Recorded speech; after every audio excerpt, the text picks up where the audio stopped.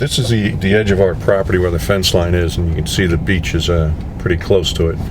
We're experiencing some erosion there that we're monitoring.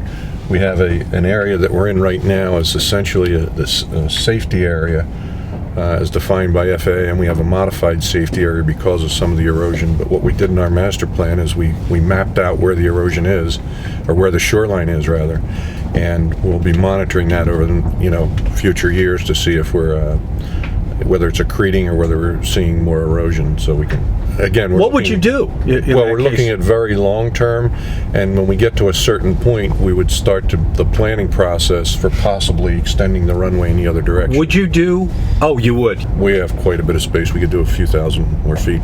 One of the things we could do is ask the FAA for some relief and possibly move the fence if we had to. But now, how do you keep your lawn here so short? Does that require cutting constantly, or? We have a what's called a wildlife hazard management plan, and as part of that, we have to maintain our grass areas at certain heights and certain times a year, because otherwise it'll attract bugs that the birds can feed on, which then the birds are attracting a nuisance to aircraft. So we have, as part of our wildlife management plan, a mowing plan as well, and we mow certain portions of the airfield during certain times a year. Mm-hmm. And we also have a contractor come in and do some heavy brush cutting as part of the vegetation program things. And your neighbors, everybody's pretty good here as far as... We have very good neighbors. Obviously in the summer, sometimes it can be a little noisy. We have a very stringent noise program. It's voluntary, but our environmental coordinator does an excellent job in terms of working closely with the pilot community and the residential community to make sure people do their best to follow the voluntary flight paths. Again, this summer with the level of traffic that we get, as well as the fact that people will have their windows open. Oh, the Coast Guard, huh? Yep, they come in quite a bit. Are they just training out here right now? Probably just training. Oh yeah, look, he came down and then took right off again. They had a few helicopters in last week that had some problems, but they also come in and do medevacs too, as well.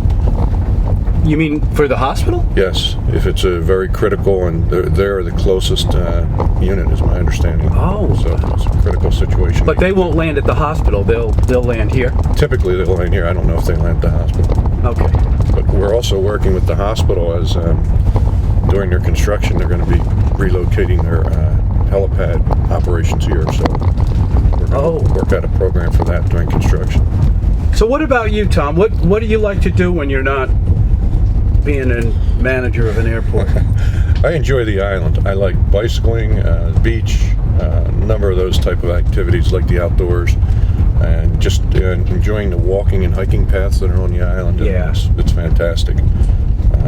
You grew up, though, in did you say New Jersey? Or? In New Jersey and Atlantic City, a very similar atmosphere with beach and, 4 seasons. The high peak season in the summertime, where a lot of congestion, tourists and things. So. And are you married?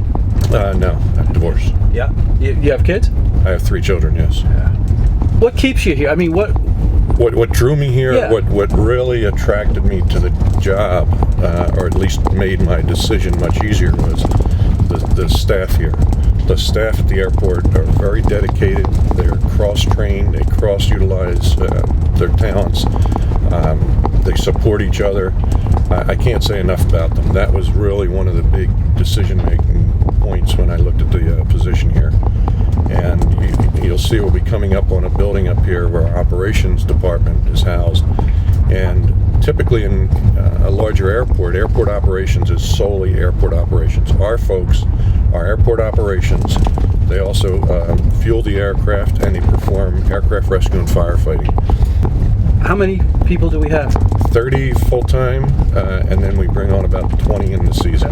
That doesn't include tower, TSA, airlines, rental cars, restaurant, any of that. If you were to include all of those, you got to... I believe it's around 300. 300 people? I believe so. On the airport, that's interesting. Yeah, there's a number of operations. It doesn't surprise me when you see, like, what it's like here in the summertime. Oh. I mean, the amount of planes that... I've never seen anything like that in the summer, and I invite people to, come check it out on a Sunday in the summertime. This is filled in the summertime with how many private jets? This is a sea of airplanes, probably a couple hundred jets. Along to the left, you'll have the small aircraft, single twin engine. But in this big area, you'll have some very large corporate, the largest in the fleet, from Globals to G6s, G5s. This will be completely full. And in fact, there's a number of days where we've had to close one of our runways and park airplanes there because we just don't have the space. Do we need more space? Yeah, that's a very difficult question to answer. We do in the summer. I wish I could have something that we could roll out just for the season. But eventually, yeah, we're going to need to expand our apron so that we can accommodate it safely. What has happened is the fleet of corporate aircraft have gotten much larger. Their wingspan is much longer, and it makes it more difficult to maneuver around those. So for safety purposes, we will need to expand. Again, it's unfortunate that we can only use it a few months out of the year. We only use it a few months, but we need to have the highest level of safety during those. Why have the planes gotten longer? It's a combination of design and demand from the industry.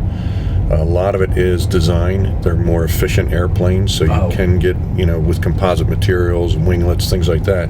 They're seeing savings in their operations, so they can make them bigger. I see, and make them bigger at the same time. Right. Yeah. Now, how old is this building? I believe this building's probably about 7 years old. Possibly it was here before I got here. And again, this is our operations facility.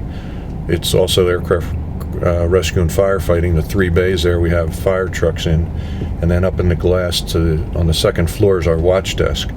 And essentially they operate what would be considered a major airport ramp control. They're issuing parking instructions to private airplanes the minute they come onto the ramp. They're handed off from ground control to us. Oh, I see. They also coordinate all of the services that the aircraft need, from ice to linen cleaning to lavatories, fuel, those types of things. And they fuel the airplanes as well. So that's the heartbeat of the place in the summer for sure. Before I let you go, this building, this is relatively new. Yes, we've been in it about 2.5 years now. Yep. And it's our fixed base operation as well as our administration. We're finance administration, myself, we're located in this building. And the folks that drop off their planes, the private ones, they come in here. Pilots get processed through here, yes. And that's where they pick up their passengers. So you could look at this as a private terminal type operation. Could this ever be an international place? I mean, do we take international visitors here? No. Like if somebody's got a private jet and they live in London or somewhere, can they stop here? They have to clear customs at a port of entry first. Oh, okay. And in order to become a port of entry, it's very difficult in terms you have to have very high numbers to generate that. There are things called user fee airports, or there were, but that's where you have to pay for a customs officer to be here all the time, even though you don't use them. I see. So, but you can depart from a U.S. airport and go international. So we have a lot of departures in the summer that may be going overseas. Oh, well, I bet you do. Yeah. That's right. I've heard that. Yeah. Okay. Well, Tom, it was really interesting.